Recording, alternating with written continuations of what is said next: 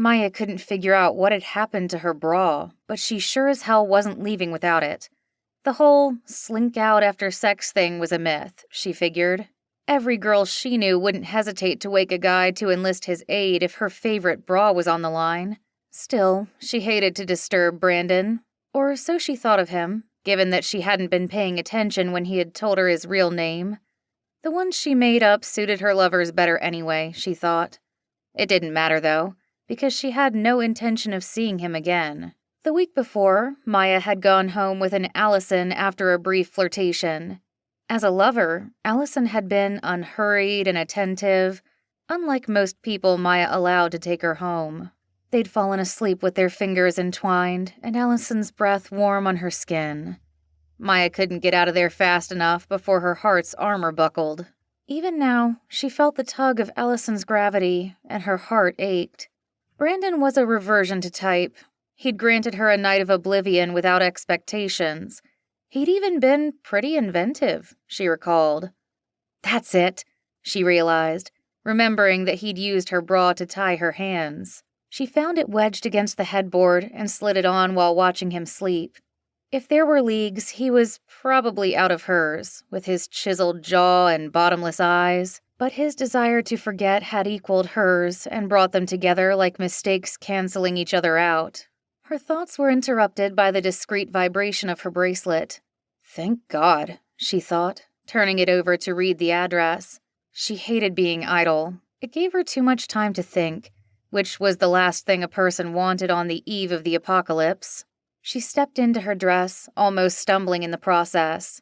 Brandon's lashes fluttered, his cheek exposed as if beckoning for a kiss goodbye.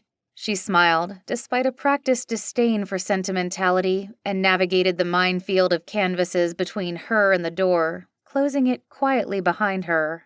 A guy in the lobby offered her a cigarette while she waited for the ride she'd hailed, but she politely declined. There'd been a resurgence of all things self-destructive of late, smoking included. She couldn't say she blamed people, though. If they could all die any day, smoking at least gave them a feeling of control over the how.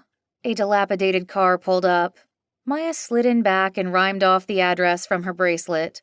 The driver nodded, and her dog snorted from where it lay sprawled across the passenger seat. Mya could have chosen a classier service, but she liked to employ the most desperate people, and she tipped obscenely well. What did she care? It wasn't her money. Her self-destructive side wanted to see how far she could push her spending before she was reprimanded or fired.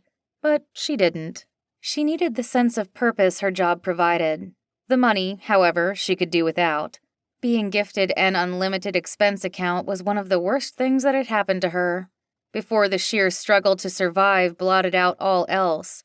Now she had way too much time on her hands. The back seat was bathed in the glow of a muted newscast, with the ubiquitous seismic ticker tape scrolling across the bottom. She'd come to ignore it, like everyone had, despite what it terrifyingly presaged. In the beginning, every spike threw the country into a panic, if not the world.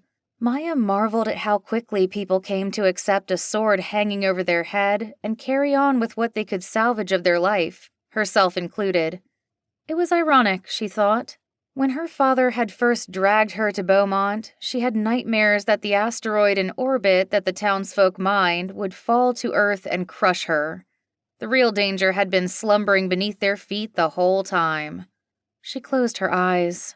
When they arrived, she thanked the driver, who stared wide-eyed at the amount she'd been paid. A security guard, whose name Mya recalled, met her in the lobby. "Hey, Stan," she greeted him. "Third floor, miss. HR." She placed a reassuring hand on his arm. "Thanks. I'll take it from here." He smiled gratefully and waved her toward a bank of elevators.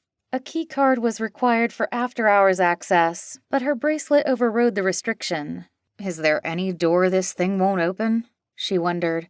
She found what she was looking for in the employee wellness division. Ironically, she thought at first, but there was a certain logic to it. A person could only absorb so much of others' pain before it overwhelmed them. The body wasn't even cold. Mya sat on the woman's desk and mused. Now, what kind of story can we tell?